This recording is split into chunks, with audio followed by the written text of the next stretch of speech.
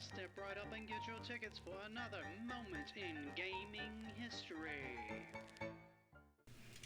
Hey guys, welcome back to the channel, or if you're new here, welcome officially to the channel.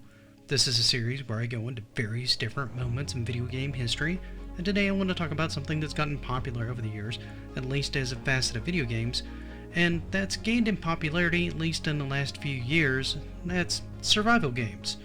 It's a fairly common part of a lot of games now, be it crafting, horror, or even just exploration games, the idea of adding an element of survivability. The thought makes sense. It adds investment by the player into the basic needs of their character and grounds them in the world that they exist in.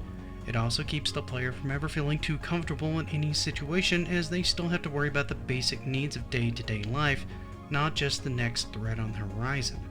However, where did these games start? Well, let's go back a ways to something that started out more as an educational game, shall we? In 1971, Don Rostich, Bill Heinemann, and Paul Dillenberger produced a game designed to teach 8th grade children about the realities of 19th century pioneer life. I know, it already sounds painful. That game actually became known as the Oregon Trail. You see, Don Rostich was a student teacher who taught 8th grade history, and wanted a more interactive way to teach the subject to his students, and as such started using BASIC running in an HP 2100 computer. He and two others endeavored to build a program that would teach about many of the basic struggles of early American settlers. To do this, they set up a core gameplay that revolved around purchasing supplies, hunting food, visiting forts for more rare supplies, inventory management of said supplies, and variable speed traveling based on things like weather conditions. It also included frequent misfortunes and a game over if your party died or actually reached the destination, which, if you hadn't guessed it, was Oregon. That's right, this is Oregon Trail, one of the most infamous games of the early video game era, and still a meme to this day. Death by dysentery, anyone? Development would continue and eventually get the attention of MECC, which was the Minnesota Computing Consortium, a state-funded organization that developed educational software for the classroom. They hired Rostich, who continued to work on the program and rework it from the original BASIC into the organization's time-sharing network. He then began expanding on the frequency of the details and the random events that could actually occur in the game. This would actually more accurately reflect the accounts that he had actually read in the historical diaries of people who had actually traveled the trail for real.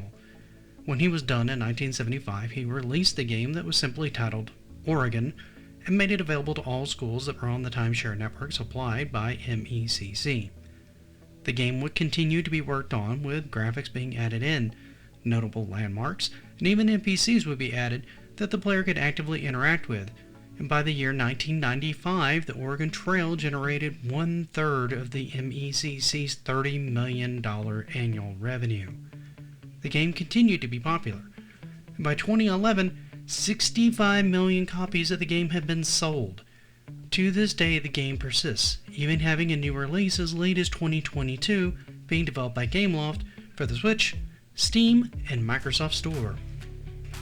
There's no doubt the impact that this game had.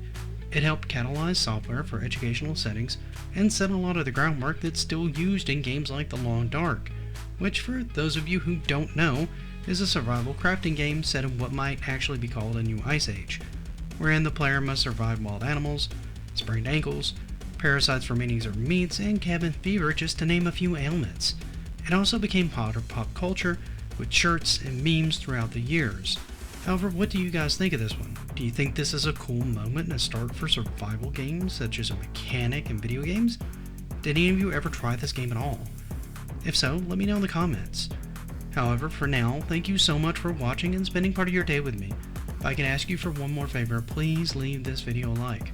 And if you haven't, consider subscribing. That really does help me out quite a bit. For now though, thank you once again, and until next time, happy gaming.